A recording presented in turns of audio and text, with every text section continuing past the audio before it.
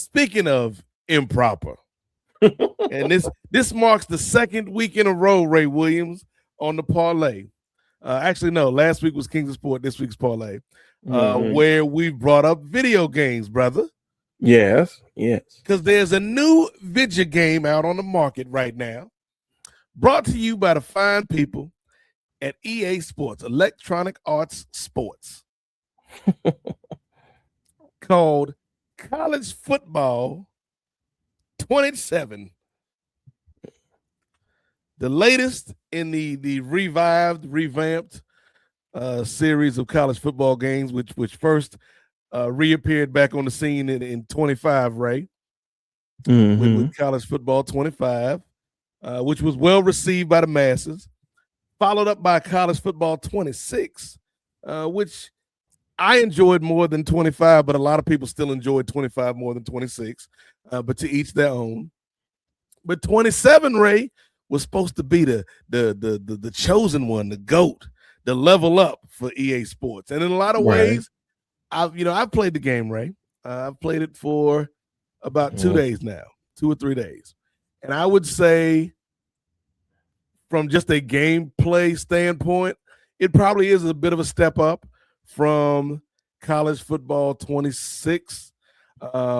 There's some things with the NIL that I kind of enjoy that they're trying to incorporate in the game now, where you actually you can't just bribe these kids with scholarships and using your recruiting points, Ray. You actually got to pay these brothers now.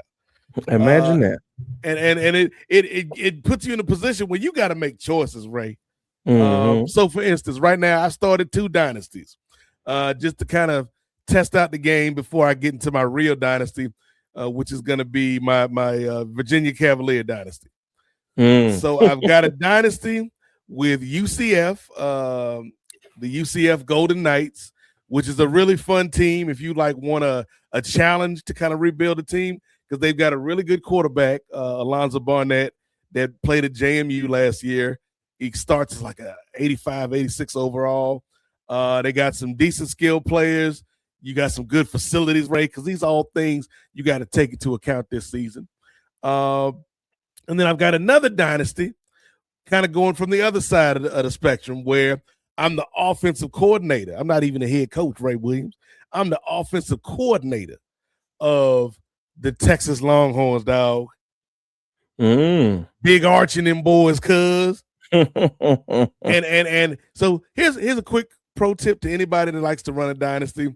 But you kind of want to start at your favorite school, be it a lower tier school, as the head coach. Don't do that. Start at a power school as a coordinator, offensive coordinator, defense coordinator, because then you rack up all these coach experience points, and then you take them to your school. So what I plan to do with Texas, Ray, is I'm going to get all these points, because we win a national championship, Ray. I predict it. I'm speaking into existence. Arch going to win the Heisman. We going to make it do what it do. And then I'm going to take all those coach points, and I'm going to go to somewhere like South Florida or Tulane or something like that, dog. And they're going to be like, oh, snap, coach, you great. You coming in here with a ring and everything. And I'm going to be like, yeah, pay them boys their money. Because I got all these experience points now.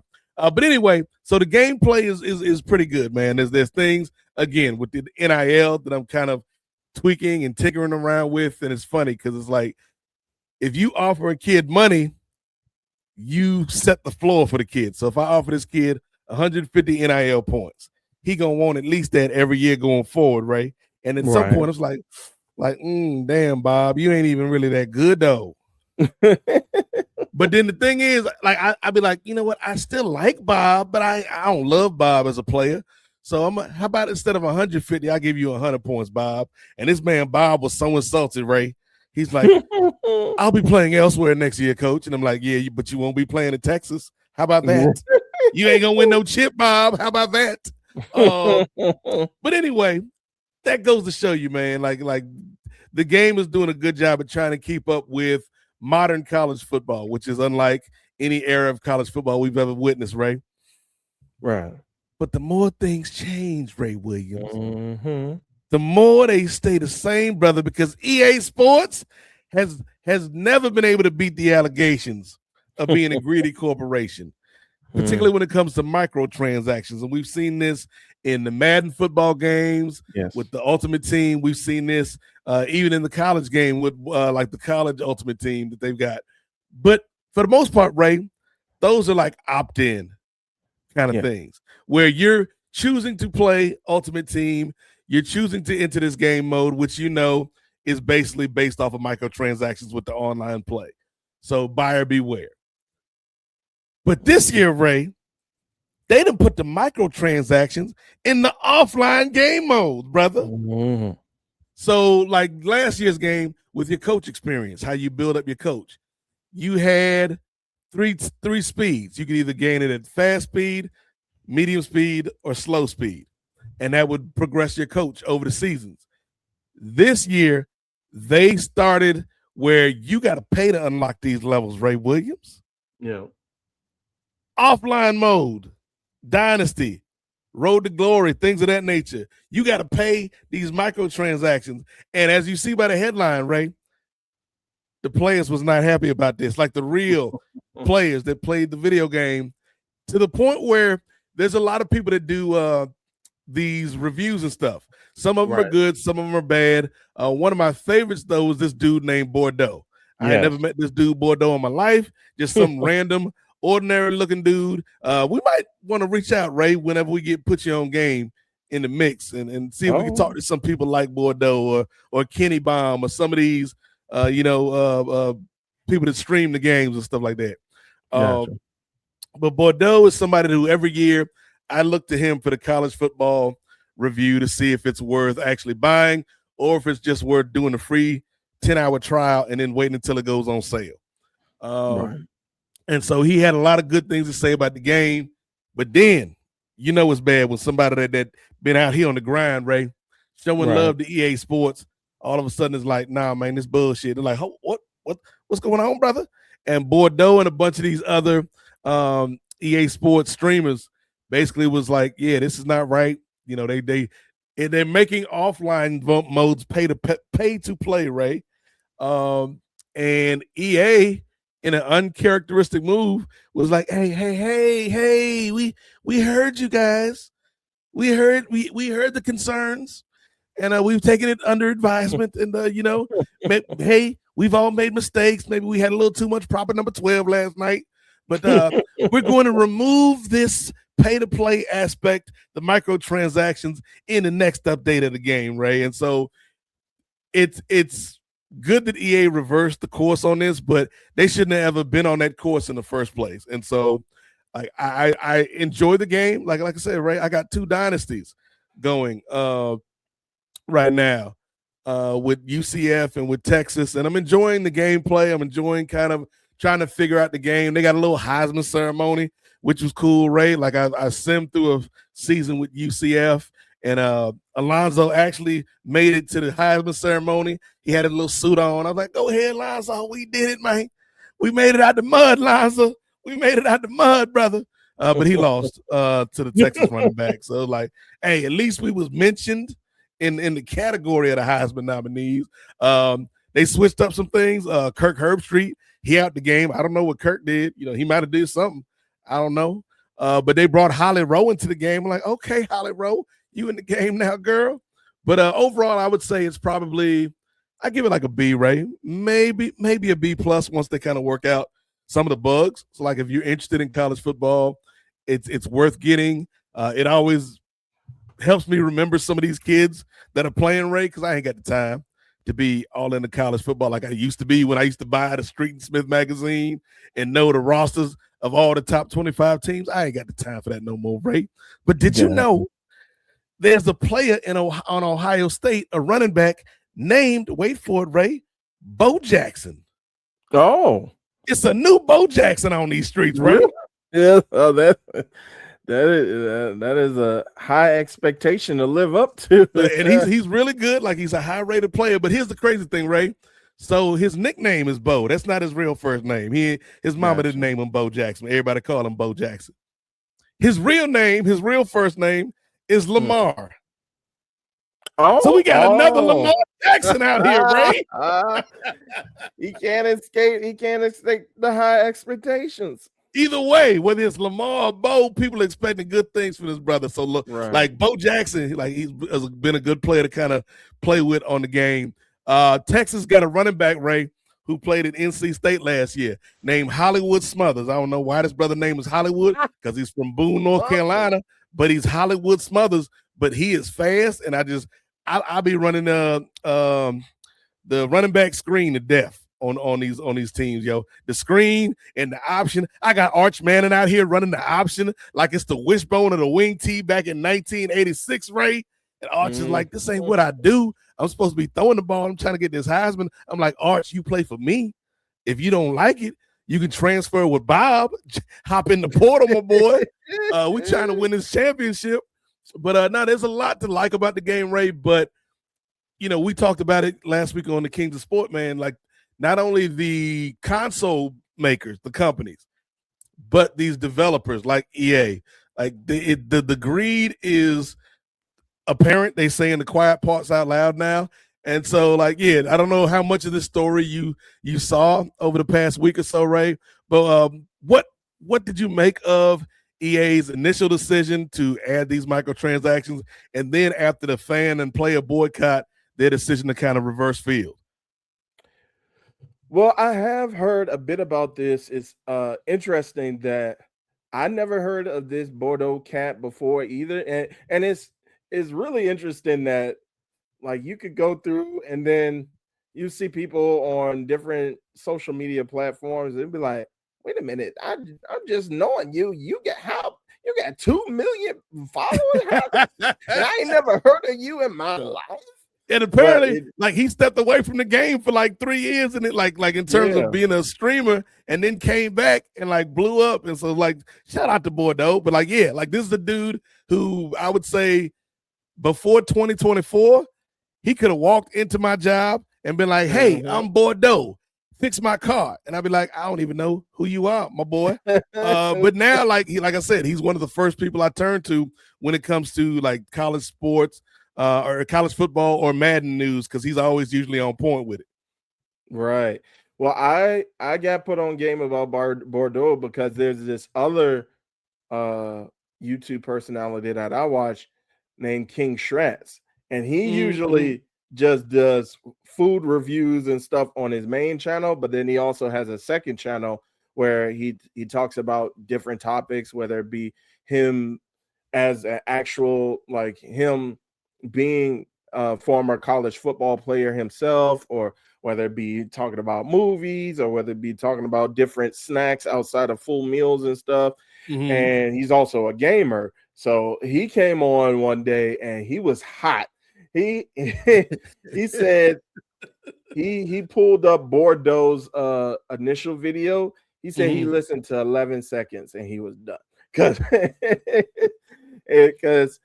he was rightfully like you, just like these sliders were already in the game. And so now you're trying to take them away, and you're trying to make people pay for not something optional, not something that's cosmetic, but something that you need, like you said, in the single player game in order to make your coach a better coach, or with better stats and stuff, or to make your created player better, or to make your dynasty better, things like that. And so they trying to keep us down, Ray. They trying to keep me stuck at North Dakota State. I'm not gonna stay at North Dakota State my whole life, Ray. I'm better than North Dakota State. No offense to North Dakota State, but I'm better than being the head coach at North Dakota State, Ray. They need to let me be great, brother.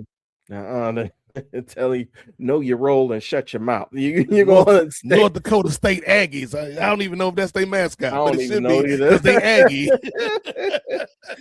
We're gonna have them all up in our comments, like, how dare you disrespect the proud green and gold of North Dakota State. But yeah, and I was kind of thinking about it, and no judgment, brother Nate. I'm just putting these things out, just like John Anik did with the video. I'm just putting something out there with no commentary. I'm not swaying towards any way. I know, and I'll preface this by saying this. I know there's a lot of people who want to do good, and when they see these big time corporations link up with people or with entities that they know are doing wrong, like they want to take a stand. But then they also, on the other end, make a concession to another corporation that might be doing things in the background, or that we know are doing things in the background, but are not as prevalent as the corporation that we're standing up against. For example, people are boycotting Target because of their switch of their stance on DEI, diversity and equity and inclusion, but yet they still buy stuff from Amazon. No judgment. I think it just shows like the wide grasp that all these corporations have in the world, is that we got to make concessions one way or the other. Now, I'll bring this to you, Brother Nate. I know we talked about, you and I are both united in not watching any TKO products that are productions that are being held by Saudi Arabia, right? Brother Nate, I don't know if you're aware of this, brother, but do you happen to know who recently purchased EA, Electronic Arts, recently? See, Ray, you thought you was gonna get me. You thought you much like EA Sports, you thought you was gonna keep me stuck down here at North Dakota State, Ray. But now, brother, that's why I'm an elite head coach with the recruiter trait. Because I know what you was gonna say, Ray. Yes, because I saw the news about Saudi Arabia purchasing EA Sports, but I also know, Ray. Yes, but I also know, Ray, that doesn't go into effect for 2 more years, Ray Williams. Oh, okay. Yes, 2 more years to buy college football and Madden before I quit EA Sports forever, Ray. Gotcha. Oh, see, here I go knowing you ain't in the playbook. See, look at you, Brother Nate. And that's why you gotta hire me, UVA. We can win the ACC this year. Don't just judge me based on North Dakota State. I'm doing the best I can with these 1-star players. How did they even get here? Well, somebody that we know is a 5-star player through and through is just my running back is at a 50 speed, Ray. How my running back have 50 speed? It don't make no sense. Receivers can't catch. He better be trucking people if he ain't fast. My center is faster than my running back. It don't make no sense, Ray. I'm tired of North Dakota State. Your center, he took off. He got a 10-yard start with the block, and your running back still at the line of scrimmage. We the laughing stock of the Mountain West Conference, Ray. Don't make no sense. Don't make no sense. Trying to get us out the mud. One person around here at Nefarious Media Network who's our 5-star player, our 5-star recruit, has just joined us, Brother Nate. I know. I'll leave the introductions up to you, my brother. You know, speaking of elite schools, you know, unlike North Dakota State University, Ray Williams, this man is an accomplished professor. You know, maybe he can help tutor some of my wayward kids on the North Dakota State program so we can all stay eligible for the Mountain West Conference Championship game. But y'all give it up for a brother that we know and love. I'm sure he's got some things to talk about this week. Let's bring him out here to the stage, Ray Williams. The good professor, Chris from LA, aka Professor Kris Ealy. Can we rock? What's up, Doc? Man, chilling, just keeping up, writing about all the real deaths in politics, the real deaths that haven't been reported yet, just that kind of stuff, you know. So yeah, we definitely go get into that, Chris. So I'm glad you're able to join us today. But before we switch gears to talk about some of that stuff, I don't know how much of the conversation you caught from me and Ray about what EA Sports is doing with the microtransactions and how they switched course after the fan backlash. And then last week, Ray and I talked about how a lot of these corporations are getting rid of physical media. So you've got to buy the digital versions of these games and they're $80 a piece for games, when back in the day, Chris, when we would buy video games at most, like for an A title game, like for a Grand Theft Auto or something, you might drop $50. But most games was like $30-$40 maybe. And so Yeah, what's your take on this? I remember in the 90s, like for a little while, like the Sega Genesis games were cheaper. And then if you bought it on Super Nintendo, for some reason, they were just way more expensive. And a lot of times those Super Nintendo versions they were either the same as this Genesis versions or not even better, Like I remember specifically, sorry for the tangent, but I remember specifically for WrestleMania, the arcade game. On Super Nintendo, it was missing 2 players. But then when you bought it from the store, it was like $79. And the Genesis version had all of the players. And it was like $50 or something. Yep. But, yeah. So, but anyway, I think it's like all this stuff is like just crazy, and it's a capitalistic society. And everyone. I tried to buy my nephews some video games last Christmas for their what's the newest one? The PS5. The PS5. And like the cartridges weren't even you couldn't even buy cartridges for them, man. Like I bought like Spider-Man for them, and I bought one of the, what was the other one? Like Mortal Kombat, some other shit. And it wasn't even like it didn't work. It was like you needed to get digital versions, because I don't know what the PS5 does. I don't have a PS5 anymore. Or I don't think I ever had the PS5. And everyone's switching to digital, and that's why I always get into arguments with people when they say, like, tell me bullshit like Chris Brown is the best-selling artist, a better-selling artist than Usher. Well, when Usher was selling albums, you had to go to the fucking Best Buy or warehouse or Sam Goodies or whatever and physically buy a CD or a tape. Now it's just streaming, So how are you going to say? I mean, anyway, it's a whole thing. Yeah. It's the thing that annoys me, man, because it's like you back in the day you had to go buy the stuff from the store. Yes. But anyway, So the Saudi Arabia thing, so what exactly is going on? That was the last thing you were talking about, right? So the Saudi Arabia, purchased EA Sports, Electronic Arts. Right. And so Ray was trying to trick me up, saying, you being a hypocrite, brother, because you don't watch the WWE Saudi shows, but you playing these Saudi video games. And I had to educate Ray, Chris, that this deal, even though the purchase has been made, the actual transition of power doesn't take place for another 2 years, Ray. Hey, it was no judge, like John Anik. It was no judge. I was putting it out with no commentary. That's what I'm saying. I was just putting it out there, and I was going to let you elaborate. That's all.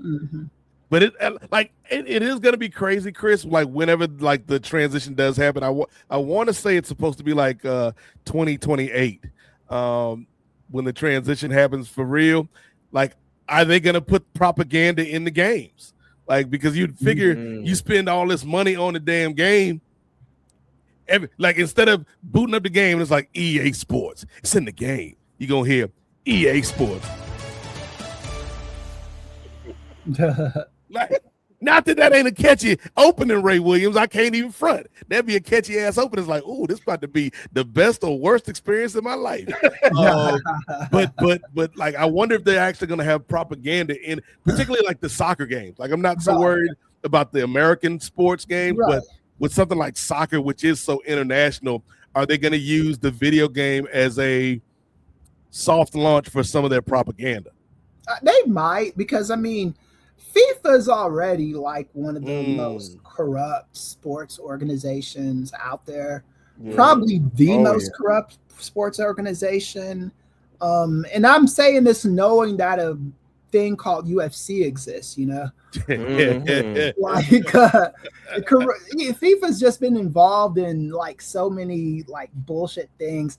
Like even they gave Trump a pretend award early, like was the FIFA Peace Prize or whatever. And Trump keeps getting these awards where he's gonna get the award, and after that, no one else is getting the award. Right. Like these awards are meaningless, you know. It'd be like if Arch Manning didn't get the Heisman this year, and they was like, "Well, you know what, Arch? We give you the snazziest quarterback. You the first recipient of the snazziest quarterback award." And then nobody else get it after Arch because it's an award that doesn't matter. Right? Yeah, because the award itself, the physical trinket, the trophy, all that's a prop. That is a toy. The award is the accomplishment, that the real thing, like someone could rob LeBron James tomorrow night and steal all his shit and steal all of his title rings and stuff. LeBron is still going to be a 4-time NBA world champion, you know? Like that doesn't matter. It doesn't matter if he has the fucking trophy attached to it or not, or the prop attached to it.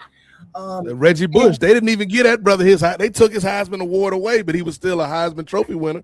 Yeah, it's like where that's why I don't like even when like once somebody gets an award, I'm always of the thing like, why are we because and then some stuff comes out about it, and like we should take him out of the Hall of Fame. I mean, you already OJ, you already put the guy in there, you know, like he accomplished the stuff, or she accomplished the stuff. Like I remember they're talking about taking Sonny out of the Hall of Fame. I was like, why, man? I mean, she did her wrestling stuff. I mean, shoot, you know, celebrate the other non-wrestling crap she did. But yeah, man, like I mean, the world is just a crazy place right now, you know. Well, let me chime in real quick, Brother Kris, because you did mention corruption and you did mention FIFA and 45-47. We didn't get a chance to talk about this in relations to the World Cup, but when the U.S. was still in the tournament with the round of 32, I think one of their forwards, Folarin Bolagun, he scored a goal in that game in the round of 32, but then he was given a red card, which means they pretty much eject you from the game. Yeah. So then we hear later on there's rumblings, Trump called the commissioner of FIFA, and now they're going to overturn the red card. Right. And now Bolagun. Don't you got more important to worry about, my boy? No, he doesn't. He really doesn't. Like this. And that, what I was going to say real quick, true to the form of whenever Trump gets involved in any sport, the related team ends up losing, and the U.S. lost to Denmark or Norway 4-1. Yeah, I mean, like the guy is bad luck, man. He's bad chi is the problem. It's like, he brings bad energy to everywhere he goes, you know. The Knicks lost the one game he attended. James Dolan should be ashamed of himself for that, you know. And FIFA, like, it's just more of an example of their corruption, you know. Like what's the title mean if you're doing that kind of stuff? Good and bad calls happen in sports all the time. The point, and that's why I'm not one of those people that blame the refs for games and all this other stuff, or if it was a last minute call, because there's stuff that you could have did before that that led you to that loss, you know. Right. It just is what it is. Yeah, man, it's just corruption up and down.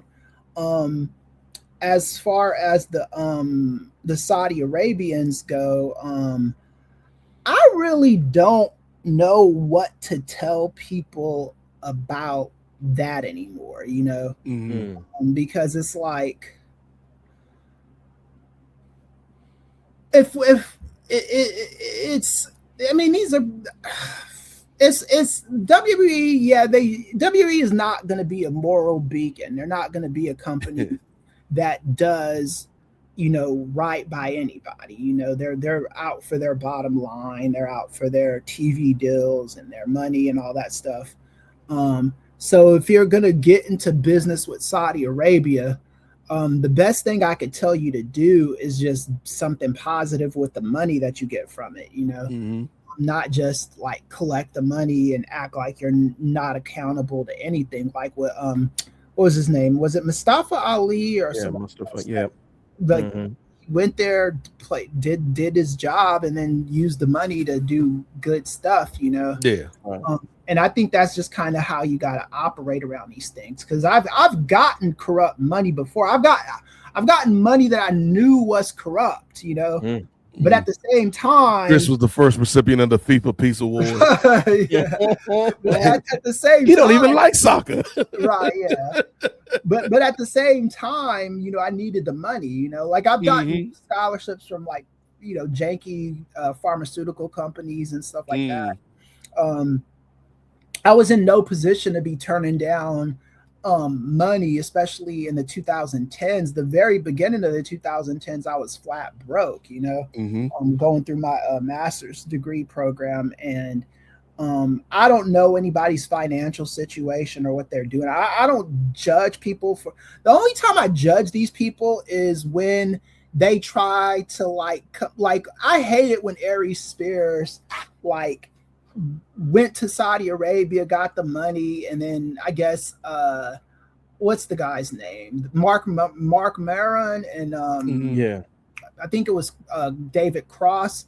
They criticized them for doing it, and then his response was like, "Well, America's had slavery for 500 years." We're like, dude, shut the fuck up, man! Like, don't do that. Why do you have to? That is like such a off comparison, because you were comparing like something that happened a long time ago to something contemporary. And also, like, if you need the money, just say I needed the money, man. Right. I'm not gonna judge that. It's been a long time since Mad TV, my boy.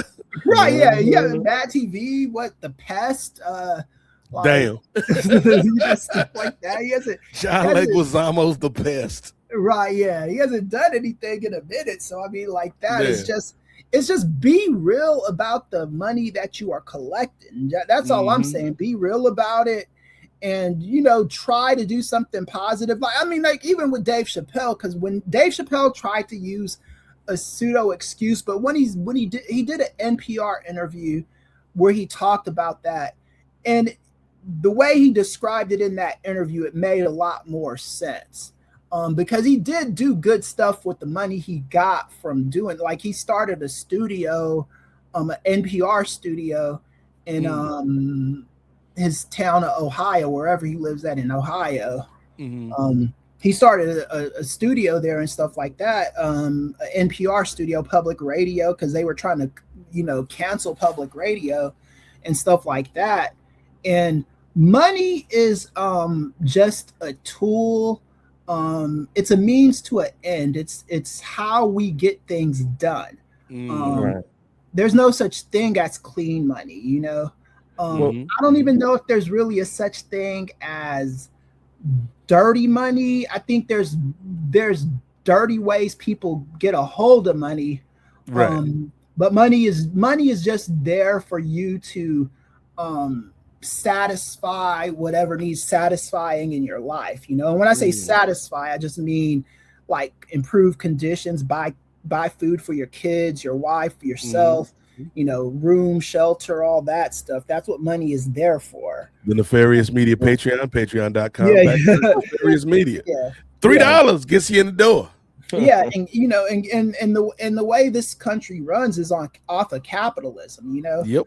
And capitalism, and like even with capitalism, I say capitalism is, for me, I don't love capitalism. I also don't hate it.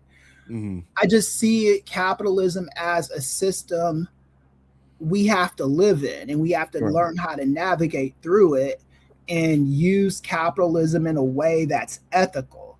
Because like there was this one brother, I respect the brother, but he just wrote this book on how much he loved capitalism, and that was a little weird to me too. Like, it's just like, why do you love this shit? I just love it. I can't get enough. Right? Yeah. Capitalism. Good old capitalism. Yeah. It's just like, just old Scrooge McDuck looking. Right? Yeah. Just navigate through it and use it for what you need to use it for. You know, like my number one dime. Well, go ahead, Ray. Well, I was gonna say real quick, brother Kris. I'm totally with you. Like, I think, like, you can't judge people if you know you got to put food on the table, you got to support your family, things like that. Mm-hmm. What I kind of push back on is when people, if they take a stand on one hand, but then on the other hand, exactly, they come back on. For example, you were talking about some of those comedians.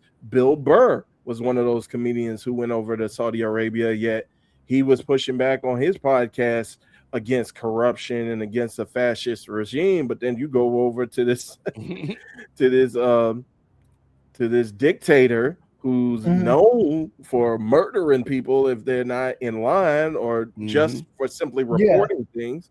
So I think those are the people I push it back again. I think it's just a matter of being real about the money you're collecting. To me, it's just that simple. It's like, you know, like, yeah, I said that, but, you know, these Celtics season tickets ain't gonna pay for themselves, dog. Exactly. It's like I need these Celtics season tickets ain't gonna pay for themselves. My black wife that I sometimes complain about, you know, she needs some stuff, you know. It is what it is, man. It's like, I think people would accept this kind of thing, and when I say accept it, I mean they would just come to grips with it a little bit more if people were just like, yeah, this is why. Like with CM Punk, he talked all that shit in AEW about dirty Saudi money and all this other stuff, and then you come back to WWE and now you're collecting it. People are right to call you a hypocrite for that. You know, that is a bed that you made for yourself. None of the other wrestlers did that crap. You're the only one that did, and now you're reaping the money for it. You know, and I don't even care that you're doing it, really. But I'm not gonna ever say you're not a hypocrite. I'm never gonna say that, because you are. It's just that simple. You went back on something that you stood steadfast about, and you did it for money. You know. Like, why couldn't you just say to Triple H and Nick Khan and those guys, like, look, I'll be back in this company, but I'm not taking that money. Probably because you wouldn't be in the position you are in right now if you did that, you know? Mm-hmm. Yeah, so. Yep.